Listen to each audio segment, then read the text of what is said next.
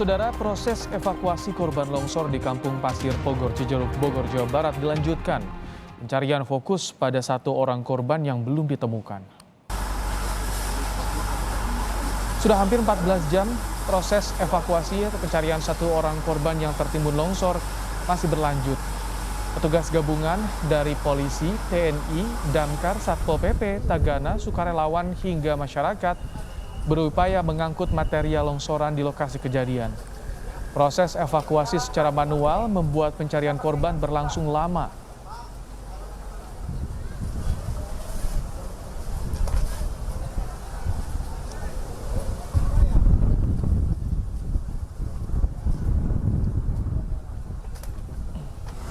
Dengan Bapak Kapolres ya. Kalau untuk siang hari ini beliau yang kemarin semalam sampai jam 2 pagi 3 sudah ditemukan. Akhirnya sampai jam 3 diberhentikan dan jam 7 tadi kita melaksanakan untuk evakuasi lagi untuk pencarian satu korban yang belum ketemu atas nama Neneng Sumiati 25 tahun. Ya, mudah-mudahan bisa cepat diketemukan. Agar pencarian korban berjalan maksimal, petugas SAR gabungan dibagi menjadi 3 tim.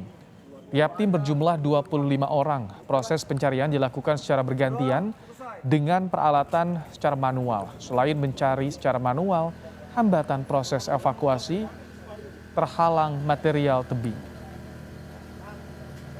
untuk mendaftarkan diri dulu di Puskodal di atas. Menjadi 2 seru pertama diisi dengan 25 orang, kita akan melakukan 2 titik yang dicurigai. Yang pertama di daerah PTP, tebing yang tempat reruntuhan, dan satu lagi ada beberapa partikel-partikel batu yang akan kita buka menggunakan alkon, menggunakan ekskrasi lengkap, dan juga menggunakan alat-alat dari manual seperti linggis.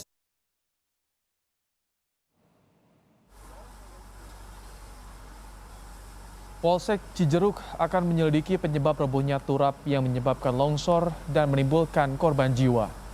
Penyelidikan polisi akan dilakukan untuk melihat apakah konstruksi turap sudah sesuai.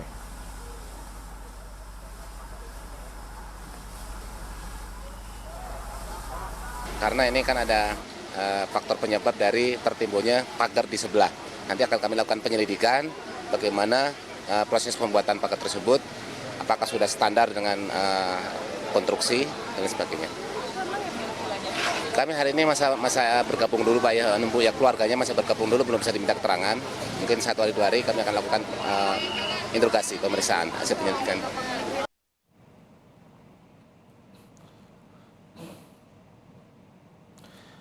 Dari pantauan udara, lokasi longsor yang sempit juga jadi kendala tim SAR mencari korban. Karena tim gabungan tidak bisa memasukkan alat berat untuk mencari korban yang tertimbun batu-batuan keras dan tebal di titik yang dicurigai.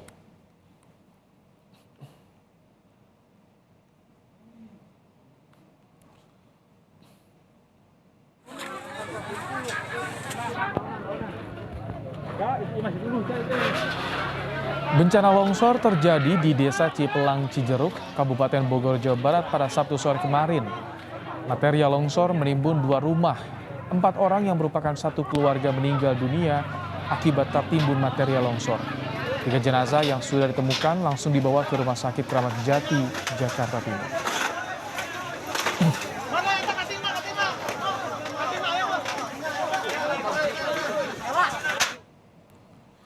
Informasi terkini dari lokasi longsor di Cijeruk, Kabupaten Bogor akan disampaikan jurnalis Kompas TV Cindy Permadi. Cindy, apakah satu korban yang sedang dicari sudah ditemukan?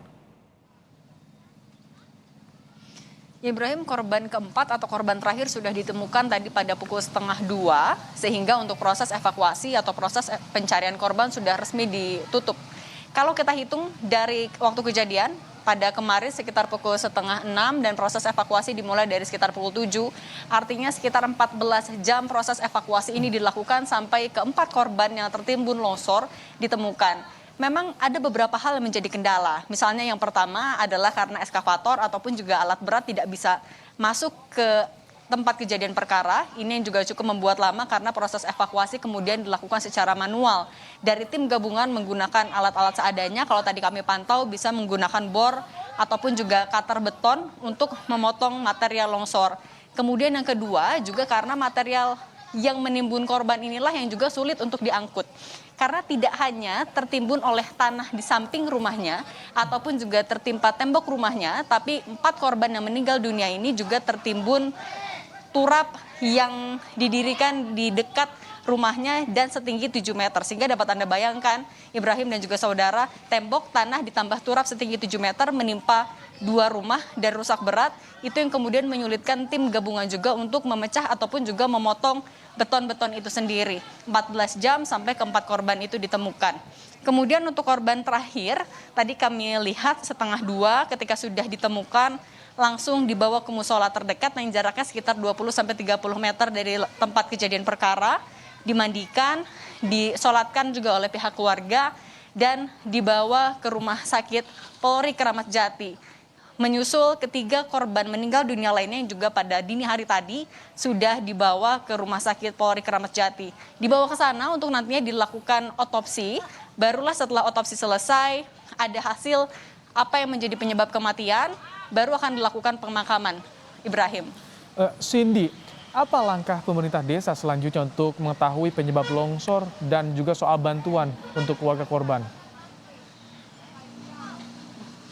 Ya Ibrahim, pertama kalau soal mencari dugaan penyebab longsor, ini akan dilakukan juga oleh Polsek setempat dari Polsek Cijeruk. Tadi kami sempat mewawancarai juga Kapolsek, akan dilakukan penyelidikan. Jadi setelah proses evakuasi hari ini selesai, korban juga seluruhnya sudah dibawa ke Rumah Sakit Polri Kramat Jati, tetap akan dipasang garis polisi untuk penyelidikan, untuk melihat apakah turap yang roboh dan juga menimpa rumah, menimbulkan 4 korban jiwa, dibangun sesuai dengan konstruksi atau aman atau tidak. Karena kalau mendengar juga dari pernyataan petugas di lapangan, turap ini dibangun hanya sekitar kurang dari 1 meter dari rumah warga, kemudian setinggi 7 meter tanpa melihat apakah tanah di bawahnya kuat. Nah, ini yang nanti akan diselidiki, apakah betul konstruksinya sudah dibuat sesuai dengan konstruksi atau tidak. Kemudian juga untuk pemeriksaan saksi nanti akan dilakukan tentu terhadap keluarga dan juga saksi mata di dekat TKP, tapi akan dilakukan sekitar 1-2 hari ke depan, mengingat untuk keluarga masih dalam suasana berkabung. Sementara kalau untuk pemilik villa yang turapnya roboh dan menimpa rumah warga juga akan dilakukan. Tapi kalau untuk saat ini pemilik villa itu tidak berada di lokasi sehingga belum dilakukan pemeriksaan. Juga saksi ahli akan dipanggil nantinya oleh polisi untuk mencari lebih tahu ataupun juga memastikan apakah turap itu dibangun secara sempurna. Kemudian yang kedua, kalau dari pemerintah desa, adapun bantuan yang akan diberikan, misalnya pertama adalah untuk korban selamat, akan dibantu untuk pencarian kontrakan sementara untuk tinggal. Kemudian kalau untuk korban meninggal dunia, akan diberi santunan.